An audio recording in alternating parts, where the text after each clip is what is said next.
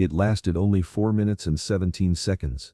But those 4 minutes and 17 seconds would expose one of the most disturbing patterns in modern FBI history. When Representative Jasmine Crockett stood up in that packed congressional hearing room and accused FBI Director Kash Patel of protecting white supremacists, the silence that followed was deafening. Patel's dismissive response, "As long as I'm successful in my job, I don't care what they say about me."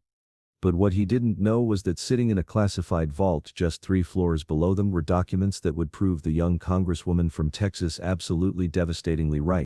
What happened next would shake the foundations of American law enforcement and vindicate every single word Crockett had spoken that day. But to understand the magnitude of what she uncovered, we need to go back to the moment when a 42-year-old black congresswoman decided to take on the most powerful law enforcement agency in the world. Picture this. It's a crisp morning in Washington, D.C., and Representative Jasmine Crockett is walking into the Rayburn House office building. She's carrying a manila folder that contains information so explosive, so damning that her own staff had advised her against making it public. Inside that folder were preliminary findings from a whistleblower deep within the FBI, findings that would make her accusations against Kash Patel seem almost conservative in comparison. But here's what nobody knew at the time, not even Crockett herself. While she was preparing to confront Patel in that hearing room, FBI agents in Atlanta were quietly closing a case against a known white supremacist group. The reason for the closure? Direct orders from headquarters, orders that, according to internal memos, came from Patel's inner circle. The irony was staggering. As Crockett was about to accuse the FBI director of protecting white supremacists, his own agents were literally doing exactly that, but the full truth wouldn't emerge for another 6 months. When Crockett finally spoke those words, calling Patel the most unqualified FBI director in history, and accusing him of protecting white supremacists, something interesting happened. Watch the footage again and you'll notice that Patel's initial reaction isn't anger or outrage. It's something else entirely. Something that looks suspiciously like fear. Director Patel, Crockett's voice cut through the formal atmosphere of the hearing room like a blade. As a black woman in America, I don't feel safe with you running the FBI. Weight of those words hung in the air, but what came next was even more powerful. Your agency is actively protecting those who would do harm to people who look like me. Patel's response was textbook deflection, dismiss, minimize, and redirect. But body language experts who analyzed the footage later noted something fascinating, micro-expressions that suggested he knew exactly what Crockett were to. The question was, how could she possibly know about classified operations? The answer would shock everyone, including Crockett herself. 3 weeks before that congressional hearing, FBI Special Agent Maria Rodriguez was facing the most difficult decision of her 15-year career. In her hands was evidence of systematic bias within the Bureau, evidence that showed certain domestic terrorism cases involving white supremacist groups were being deliberately stalled, reclassified, or closed entirely. Rodriguez had tried going through proper channels. She'd submitted reports to her supervisors, requested meetings with senior officials, even attempted to contact the Inspector General's office. Each time she was told to focus on her assigned cases and stop looking for problems that don't exist. But the problems did exist, and they were getting worse. The breakthrough came when Rodriguez discovered a pattern in case assignments. Experienced agents who had successfully prosecuted white supremacist groups were being reassigned to other duties. Their replacements, junior agents with minimal experience in domestic terrorism cases. It was, Rodriguez realized, a systematic way of ensuring that these cases would fail without anyone being able to point to deliberate sabotage. That's when she made the decision that would change everything. She reached out to Representative Crockett's office. What Rodriguez showed Crockett's staff was devastating. Internal FBI communications revealing a coordinated effort to deprioritize investigations into white supremacist organizations. Email chains discussing how to manage certain cases to avoid unnecessary publicity. Training materials that had been quietly modified to remove references to white supremacist terrorism as a priority threat. But the smoking gun was a series of memos marked Eyes Only that outlined a new directive from FBI leadership.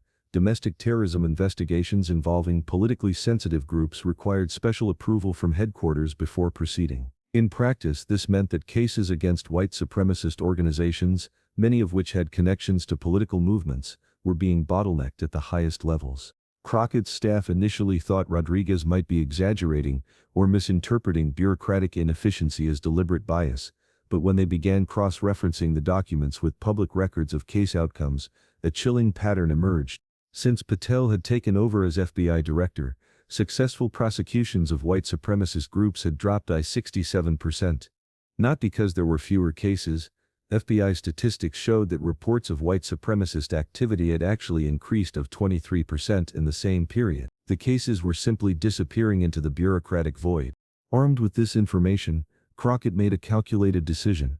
Rather than release the documents immediately, which might have allowed the FBI to claim they were classified or taken out of context, she would use the congressional hearing to put Patel on record, get him to deny the allegations publicly, and then release the proof. It was a risky strategy. If the documents turned out to be fabricated or if Rodriguez was unreliable, Crockett would face serious consequences for making such serious allegations without solid proof. But something in her gut told her that Rodriguez was telling the truth. The night before the hearing, Crockett barely slept. She reviewed her questions dozens of times, anticipating every possible response from Patel. What she didn't anticipate was how confident he would be in his denials. How certain he seemed that her allegations could never be proven. That confidence, it turned out, was his biggest mistake. Patel's dismissive response to Crockett's accusations, "I don't care what they say about me," was a gift to investigative journalists across the country. Within hours of the hearing, reporters were making calls, filing Freedom of Information Act requests, and reaching out to sources within the FBI. What they found was even worse than what Rodriguez had initially revealed. 3 major newspapers simultaneously published exposés based on documents leaked by multiple FBI sources. The New York Times revealed that the Atlanta case closure was just one of 17 similar decisions made in the previous 8 months. The Washington Post obtained internal FBI communications, showing that agents had been specifically instructed to avoid using the term domestic terrorism when describing white supremacist activities. But it was The Guardian that published the most damaging revelation. A recording of a senior FBI official telling agents that investigations into certain groups needed to be handled delicately because of their political connections. The document that ultimately vindicated Crockett came from an unexpected source. A former FBI analyst, disturbed by what he had witnessed during his tenure, provided congressional investigators with a PowerPoint presentation that had been shown to senior bureau officials just 2 weeks after Patel's confirmation as director. The presentation, titled Operational Priorities, a new framework, explicitly outlined a strategy for rebalancing domestic terrorism investigations away from what it termed traditional focus areas and toward emerging threats. In FBI speak, this meant shifting resources away from investigating white supremacist groups and toward monitoring other forms of domestic activism. The presentation included specific metrics showing how this rebalancing would be measured: a 40% reduction in cases involving right-wing extremist groups, and a corresponding increase in investigations of left-wing and environmental activists. When Crockett's office released excerpts from this presentation, the reaction was immediate and explosive. Within 48 hours of the document release, 3 Republican senators who had initially defended Patel began calling for a more thorough investigation. Senator Lisa Murkowski, never one to shy away from criticizing her own party when necessary, stated publicly that the allegations deserved serious consideration and investigation.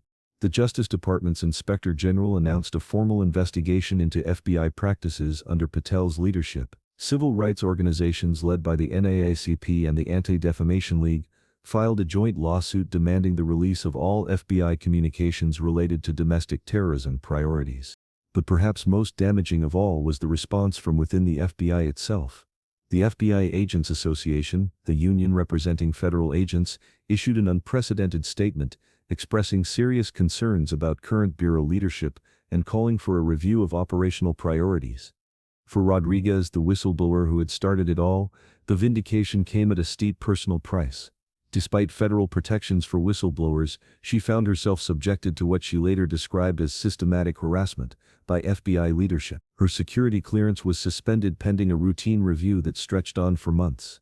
She was transferred to a desk job reviewing old case files and told that her attitude problems were affecting her career prospects. But Rodriguez wasn't alone. As the investigation expanded, other FBI agents came forward with similar stories of being pressured to avoid certain types of cases or to handle them in ways that virtually guaranteed failure. Agent David Kim, a 12-year veteran of the Bureau's Domestic Terrorism Unit, revealed that he had been explicitly told to find other priorities after successfully building a case against a white supremacist group in Michigan. When he pressed for an explanation, his supervisor told him that the case was too high profile and might cause political complications. The House Judiciary Committee, initially resistant to Crockett's calls for an investigation, found itself with no choice but to act. The evidence was simply too overwhelming to ignore. Committee Chairman Jim Jordan, despite his usual defense of conservative positions, acknowledged that the allegations raised serious questions about FBI priorities and practices. Crockett, meanwhile, had become something of a folk hero among civil rights activists and Democratic politicians. Her willingness to take on the FBI, and her vindication when the evidence proved her right, had established her as a rising star in the party and a powerful voice for accountability in law enforcement. But Crockett herself was careful not to claim victory too early. In a statement following the document releases, she said, "This isn't about being right or wrong. This is about the safety of American communities and the integrity of our law enforcement institutions. The evidence speaks for itself, but the real test will be whether we see meaningful change." The revelations about FBI practices under Patel's leadership had implications far beyond any single director or administration. They raised fundamental questions about how domestic terrorism investigations are prioritized, who makes those decisions, and what oversight mechanisms exist to ensure that law enforcement agencies serve all Americans equally. Legal experts noted that the evidence suggested a pattern of behavior that could constitute a violation of civil rights laws. If the FBI was systematically avoiding investigations of white supremacist groups while increasing scrutiny of other activist organizations, it could represent a form of discriminatory enforcement that violated the equal protection principles of the Constitution. Moreover, the revelations came at a time when hate crimes against minorities were increasing nationwide. FBI statistics showed that incidents targeting Black Americans had risen by 35% in the previous year, while prosecutions of the perpetrators had actually decreased. The story wasn't just national news, it quickly became an international embarrassment for the United States. European allies, already concerned about the rise of white supremacist movements in their own countries, expressed alarm that the world's most powerful law enforcement agency might be systematically avoiding investigations of such groups. A confidential diplomatic cable, later leaked to the press, showed that the German government had specifically asked U.S. officials about the allegations during a routine security briefing. The German Interior Minister was quoted as saying that if the allegations were true, it would fundamentally alter our assessment of American law enforcement cooperation. Perhaps most embarrassing for Patel and his defenders was the media coverage that followed Crockett's vindication. News outlets that had initially dismissed her allegations as partisan attacks were forced to publish corrections and retractions. Fox News, which had run several segments defending Patel and questioning Crockett's motives, quietly removed those segments from their website and archives. CNN published a detailed timeline showing how their own reporting had initially been too skeptical Crockett's claims. The Washington Post editorial board, which had initially called for caution in responding to the allegations, published a forceful editorial admitting they had been wrong and calling for Patel's immediate resignation. What made the evidence against Patel so compelling wasn't just the documents, it was the data. FBI databases showed clear patterns of case management that supported every allegation Crockett had made. Statistical analysis revealed that white supremacist cases were taking an average of 340% longer to process than other domestic terrorism cases. They were also 60% more likely to be classified as insistence evidence, despite having similar or stronger evidentiary foundations. The most damning statistic came from the FBI's own internal quality assurance reviews. Cases involving white supremacist groups were failing quality reviews at nearly twice the rate of other domestic terrorism cases. Not because the evidence was weaker, but because of procedural irregularities and insufficient resource allocation. For communities that had been targeted by white supremacist violence, the vindication of Crockett's allegations provided a mix of relief and anger. Relief that their concerns had been validated, but anger that it had taken so long and required such dramatic evidence to be taken seriously. Reverend Dr. Angela Washington, whose church had been vandalized by white supremacists in 2023, said, "We've been telling people for years that we weren't being protected, our cases weren't being taken seriously." Representative Crockett was the first person in power to listen to us and act on what we were saying. The psychological impact extended beyond the immediate victims. FBI agents working domestic terrorism cases reported feeling demoralized and uncertain about their mission. Many had joined the Bureau specifically to fight domestic terrorism, and the revelation that their cases were being systematically undermined created a crisis of confidence within the organization. The vindication of Crockett's allegations created a political earthquake that extended far beyond the FBI. Republican politicians who had defended Patel found themselves in the uncomfortable position of having to explain why they had dismissed serious allegations that turned out to be true. Senator Ted Cruz, who had called Crockett's accusations baseless partisan attacks, was forced to acknowledge that if these documents are authentic, they raise serious concerns that deserve investigation. Other Republican senators issued similar statements, carefully worded to distance themselves from their previous defenses of Patel, without explicitly admitting they had been wrong. Democratic politicians, meanwhile, rallied around Crockett as a symbol of speaking truth to power. House Speaker Hakeem Jeffries called her a profile in courage and announced that the House would hold additional hearings, herein FBI practices. As this story continues to unfold, new evidence emerges almost daily. The Justice Department's Inspector General has expanded the investigation 3 times, each expansion revealing new patterns of bias and mismanagement within the FBI. Congressional investigators have identified at least 37 cases where white supremacist investigations were closed or downgraded without adequate justification. They've also found evidence of retaliatory actions against agents who questioned these decisions. But perhaps most significantly, they've uncovered a parallel pattern of increased surveillance and investigation of civil rights organizations and environmental activists, suggesting that the resources removed from white supremacist investigations were being redirected toward monitoring groups that posed no violent threat to public safety. Behind all the statistics and documents are real people whose lives were affected by these policies. Families who lost loved ones to white supremacist violence while the perpetrators' associates went uninvestigated. Communities that lived in fear while law enforcement looked the other way. But there are also the FBI agents who tried to do their jobs despite systematic obstacles, the whistleblowers who risked their careers to expose the truth, and the elected officials like Crockett who were willing to take on powerful institutions in defense of justice. The full reckoning is still to come, but one thing is already clear. Representative Jasmine Crockett's 4 minutes of testimony didn't just expose problems within the FBI, they sparked a national conversation about accountability, justice, and the responsibility of law enforcement to serve all Americans equally. As new documents continue to surface and the investigation expands, Crockett's words from that congressional hearing seem more prophetic than ever. As a black woman in America, I don't feel safe with you running the FBI. The evidence now shows that her feelings were more than justified. They were an accurate assessment of a system that had lost its way. The question now isn't whether Crockett was right.